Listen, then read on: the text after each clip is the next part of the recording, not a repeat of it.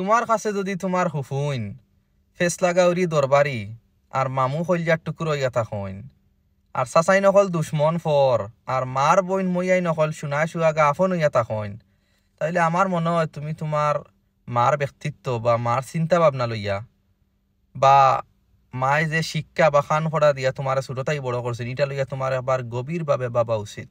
সেনে যে হুফুয়ে নিজের বাটর জাগা সম্পত্তি তোমার বাপরে বা তোমার তান্ডে দিয়া গড় বাড়ি ছাড়িয়া গেল কি, হেই হুফু হয়ে যায় গিয়া ফেসলা গাউরি দরবারি। আর যে মামুয়ে তোমার মার সম্পত্তির বাগ আরামসে বইয়া বইয়া খার, হো মামু হয়ে যায় গিয়া শুনায় শুয়াগা মায়ার টুকরা হইলজার টুকরা।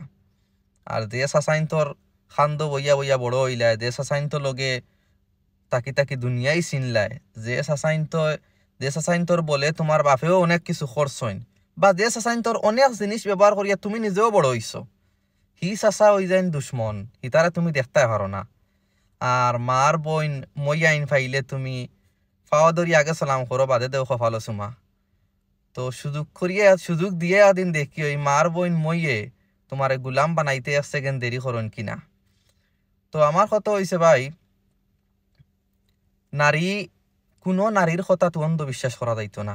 এতে এই নারী মা হোক, মেয়ে হোক, ফুফু হোক, খালু হোক, বইন হোক, স্পেশালি যদি বউ হোক, অন্ধবিশ্বাস নারীর কথা করিও না। কারণ নারীর স্বভাব হইছে তিলরে তাল বানানি। আর আমরা গ্রাম্য ভাষায় একটা কথা আছে, নারী হইছে অকল ফাসাদর মূল, বুঝছে নানি। এখন নারীরে তুমি, এটা নারীর স্বভাব।